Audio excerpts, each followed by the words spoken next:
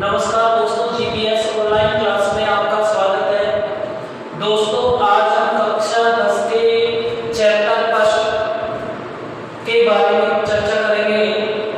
इसमें हम पहले संतुलित आहार के बारे में पढ़ रहे थे। पिछले वीडियो में संतुलित आहार क्या होता है कि वह भोजन, वह आहार जिसमें सभी पोषक तत्व उपस्थित हो, संतुलित आहार कहलाता है।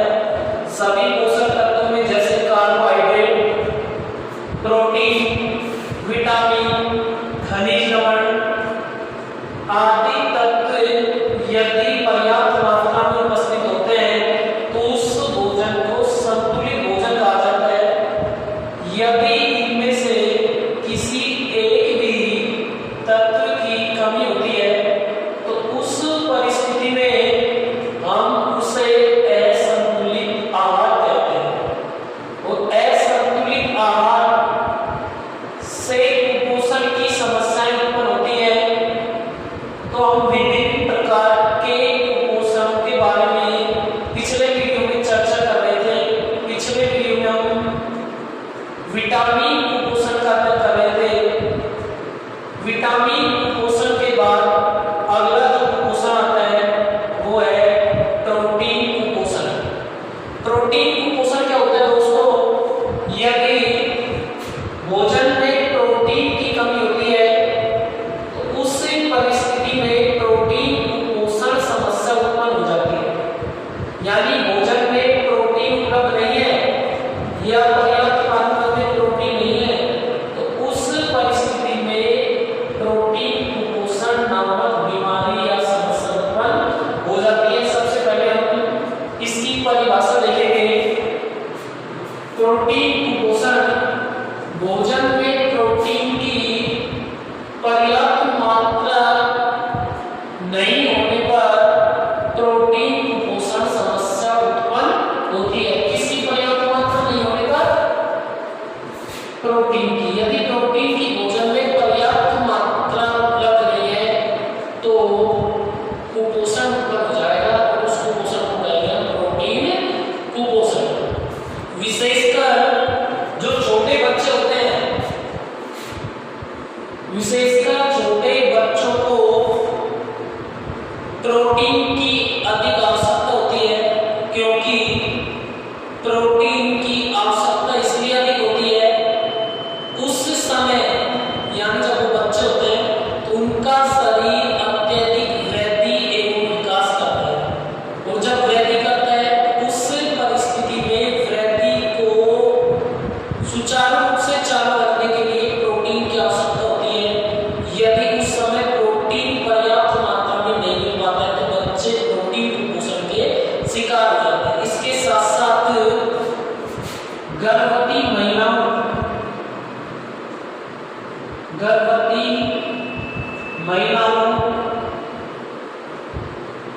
और किशोर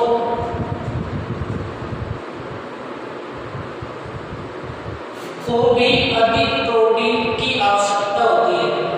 ठीक है, यानी वृद्धि करने के लिए, शरीर को सुचारू रूप से चलाने के लिए प्रोटीन की विशेष आवश्यकता होती है, जिसमें विशेषकर छोटे बच्चों, गर्भवती महिला तथा किशोरों को भोजन में अधिक मात्रा में प्रोटीन होना आवश्यक है। अब हम बात करते हैं प्रोटीन की कमी से होने वाले रोग। सबसे पहला जो रोग आता है वो रोग है क्वाशीओको।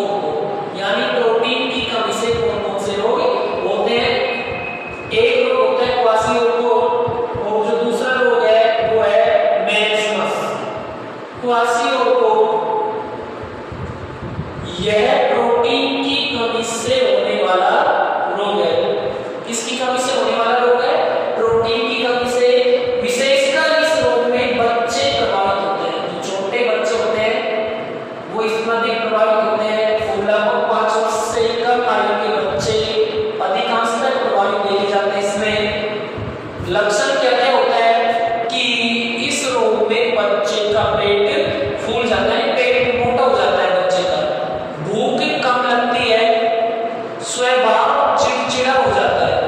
यानी पेट फूल जाता है,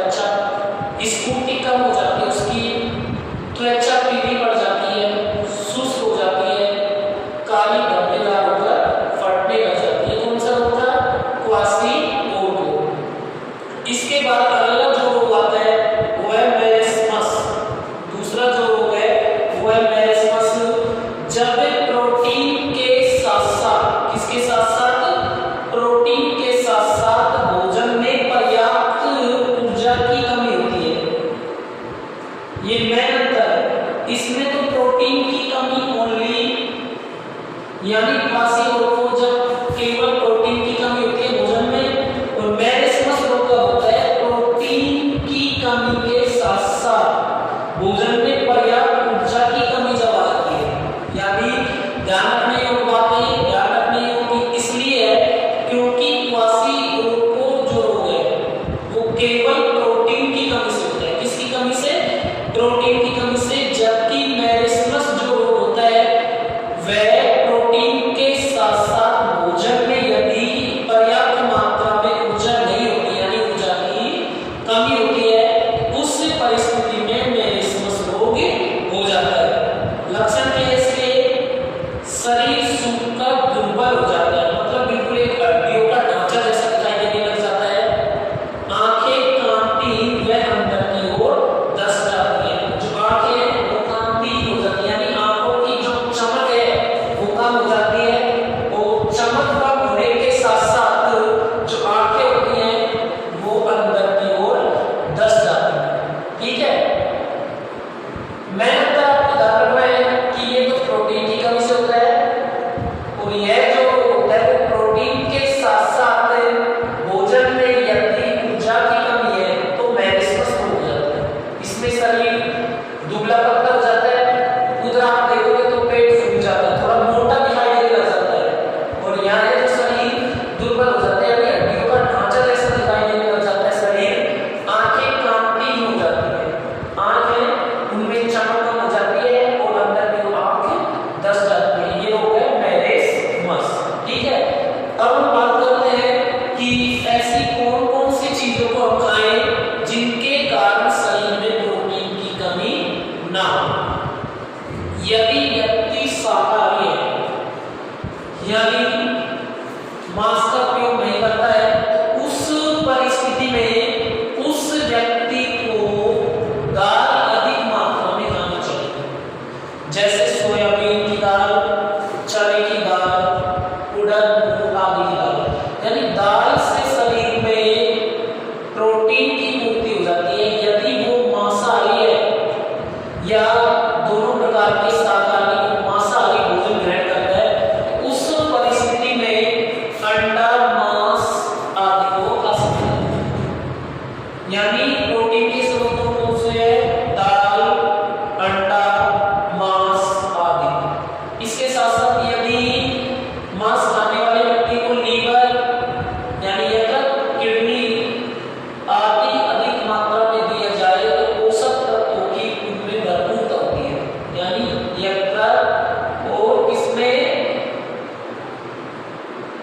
लीवर, यकृत और किडनी, वृक्क दोनों में इनकी अधिकता होती है। इसलिए पोषक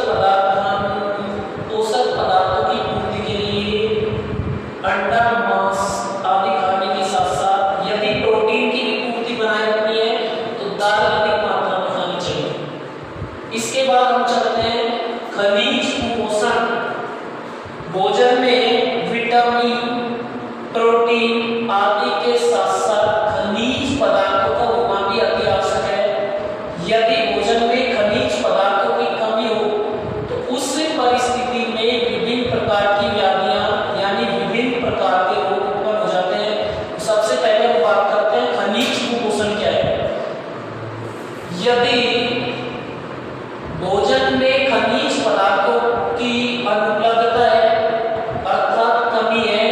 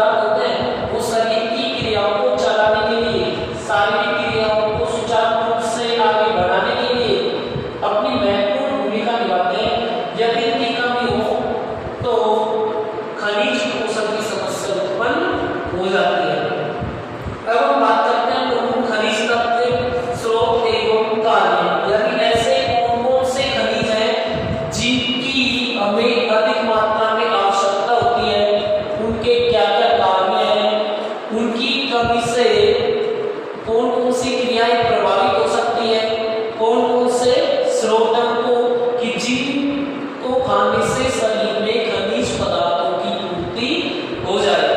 तो सबसे पहले क्रम संख्या खनिज का नाम, कार्य और प्रमुख स्रोत। सबसे पहले हम बात करते हैं सोडियम। सोडियम का प्रतीक Na, कार्य क्या है, मांसपेशी संकुचन, यानी जो मांसपेशी होती है शरीर में उनका संकुचन करना, उनको सिकोड़ने का कार्य करता है। ठीक है, शरीर का विद्युत अपघटन व संतुलन बनाना, यानी विभिन्न क्रियाओं को नियंत्रित करने के साथ साथ शरीर के संतुलन को बनाए रखने का कार्य किसका होता है, सोडियम का। यदि हमें सोडियम भोजन से ग्रहण करना है तो कौन कौन सा भोजन हम खाएं कि जिससे हमारे शरीर में सोडियम की पूर्ति हो जाए, तो उसके लिए हमें सामान्य नमक, जो हम नमक उपयोग में लेते हैं भोजन के लिए, सामान्य नमक, क्योंकि उसमें उसे NaCl सोडियम क्लोराइड के नाम से जाना जाता है। सामान्य नमक को Na सोडियम, यानी यदि हम नमक का उपयोग करते हैं तो सोडियम की पूर्ति हो जाती है। रासायनिक सूत्र क्या है सामान्य नमक का, NaCl। क्या है इसका ये रासायनिक सूत्र, यानी संगठन है, किस किससे मिलकर बनता है, Na और Cl से, सोडियम और क्लोराइड से, यानी क्लोरीन से। तो Na सामान्य नमक जब हम खाते हैं तो सोडियम की पूर्ति हो जाती है। मछली, मांस, अंडा और दूध, इनसे या इन पदार्थों को खाने से शरीर में सोडियम की पूर्ति हो जाती है। ठीक है, तो एक बार देखेंगे हम सोडियम Na के प्रतीक Na, इसका Na से लिख सकते हैं सोडियम को, कार्य मांसपेशी संकुचन, शरीर का विद्युत अपघटन व संतुलन बनाना, स्रोत के इसके सामान्य नमक, मछली, मांस, अंडा, दूध आदि पदार्थों को यदि भोजन में लिया जाए तो सोडियम की पूर्ति शरीर में हो जाती है। इसके बाद दूसरा देखते हैं पोटेशियम। पोटेशियम का प्रतीक के लिख सकते हैं इसका, कार्य क्या है, मांसपेशी संकुचन। क्या कार्य है, मांसपेशी संकुचन, तंत्रिका आवेग संचरण। तंत्रिका आवेग संचरण का मतलब है कि शरीर में जो विभिन्न प्रकार की घटनाएं घटित होती हैं, वे घटनाओं को शरीर में स्थानांतरित करने के लिए तंत्रिका तंत्र अपनी महत्वपूर्ण भूमिका निभाता है। उस परिस्थिति में तंत्रिका आवेग संचरण, यानी जो घटना घटित है उसको मस्तिष्क तक पहुंचाने और वहां से वापस हम तक लाने के लिए जो घटना घटित होती है, उस घटना को तंत्रिका आवेग संचरण के द्वारा संपन्न किया जाता है। तो उसके कार्य में पोटेशियम की महत्वपूर्ण भूमिका होती है। कोशिकीय क्रिया संचालन, यानी कोशिकाओं की जो विभिन्न क्रियाएं होती हैं उनको संचालित करने का कार्य करता है पोटेशियम। ठीक है, इसके स्रोत कौन कौन से हैं, सभी खाद्य पदार्थ इसके स्रोत हैं, यानी अधिकांश जो खाद्य पदार्थ खाते हैं उनसे पोटेशियम की पूर्ति हो जाती है।